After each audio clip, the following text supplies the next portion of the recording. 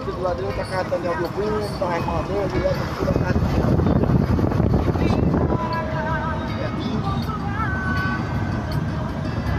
Aquela casa velha que tinha morando,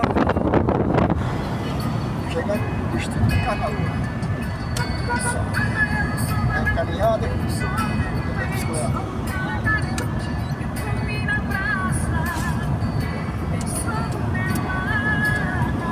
a casa do Cabo do Gesso, ali vai de volta para São Paulo e vai.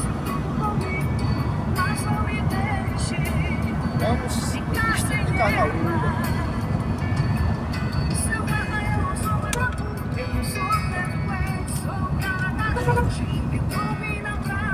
Ao anoitecer, 5h40. Na casa do meu primo Carlinhos.